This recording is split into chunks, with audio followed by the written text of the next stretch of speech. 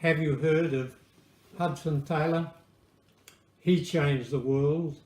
Today there are about 75 million Christians in communist China, mainly because of this man. Who was he? He was weak, he was skinny, he had poor eyesight, his health was very doubtful. He nearly died while training to be a doctor in London because of an infection. But at the age of 17, something happened to him. His mother had gone to visit miles away, had shut the door of her guest room and knelt to pray, resolved to stay on her knees till she had the assurance that her boy Hudson had been touched by God. At his home, Hudson was free from work that day, wandered into his father's workshop, picked up a pamphlet. He says it'll begin with a story and end with a sermon. I'll just take the story. But he was struck with the terms, the finished work of Christ. And it said he'd paid our debts, and something gripped his heart. And he was a new Hudson from that day on. But he was afraid that he might let God down. And one night, desperately, he prayed and prayed that God would keep him, send him anywhere to do anything, provided he would guarantee that Hudson would never lose faith in Christ. And it seemed to him, as he tells the story later, that a divine glow encircled him. And as though he'd heard the spoken words, some words came into his mind, then go for me to China. There was no one there to speak, but the words were very clear. When he got up from his knees, he knew he was to go to China. When he got to China in his early 20s, it was at war. And the evangelistic group that had sent him were not very reliable. They didn't send him money. He had no money. Other missionaries said that poor, unconnected nobody. He wanted to save the world. He's being called a nobody. But George Mueller heard of him and sent him money. He went into Chinese dress. He ate Chinese food. He made forays into central China. Then sickness took him back to England. And one day walking on the beach, he had the conviction that God wanted him to get an army of missionaries for China, not just himself.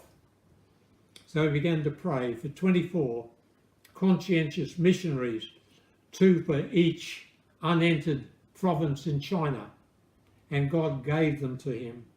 Years later he prayed for 70, and God gave them to him. Then he prayed for 100, and God gave them to him.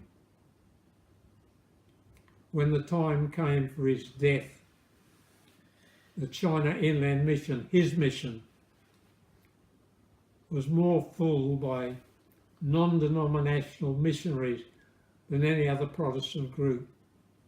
More than half the missionaries in China were belonging to the CIM, the China Inland Mission. 2 books that changed my life are these books: Hudson Taylor, The Story of the Growth of the Soul, and Hudson Taylor and the China Inland Mission. I remember when my first wife was dying, she read them and they gave her much courage. Your life will be different if you read the story of this weakling whom God used to change China. He travelled around much of the world in his later years, Australia, Europe, etc. What a world. What a world. God had been forgotten. Christ had been forgotten. But this man and 1,000 men under his guidance helped change the world. I invite you to read about Hudson Taylor and read about his first wife Maria, a brave, gentle soul that steeled Hudson for his special work. Died early, but not before she'd made her contribution. Let me tell you of someone else. You know the song Amazing Grace? Well, it belongs to John Newton, who at one time was a slave of a slave in darkest Africa. He became an atheist very early, separated from his mother, his father, a merchant ship captain. He became profane, noxious, but he was captured by a press gang, taken into the British Navy. He escaped and got to Africa, but there he sank so low as to be the slave of a slave for years. Then his father gave messages to ships to look for his son, and one ship called in where John Newton was, took him away from Africa. But in a great storm, it seemed they were all going to go down. And in that storm, John Newton found God. They got safely to Ireland, and as he was moving around part of Ireland with the mayor of the town, a rifle bullet pierced the edge of his hat, accidentally gone off. John Newton believed God had saved him for a purpose. Years later, he became a well-known minister in England, friend of William Cowper, often called Cowper. Together they wrote the Olney hymns. Newton wrote over 85 hymns. The hymn Amazing Grace is the most well-known of those. He'd fallen in love with a girl while he was still young, and the picture of that girl was in his mind while he was in slavery, in his mind for decades. And after his conversion and his return to England, he sought her out. Would she consider him for a husband? She did. She married him. Wonderful marriage till her death by cancer. John Newton was a good friend of William Wilberforce, had a great part in the slavery abolitionist movement. We have much for which to thank John Newton. But I say again to you today, by the grace of God, we can all be Newtons. God help us to look to him for strength and grace to do all that it's in his mind for us to do. Well, there's so many other books I'd like to talk to you about. There's William Carey, the shoemaker. This man was 10 years or so at his last, but when he was converted, he wrote a tract, an inquiry regarding the practical obligation of the church to have missions to the unsaved people of the world.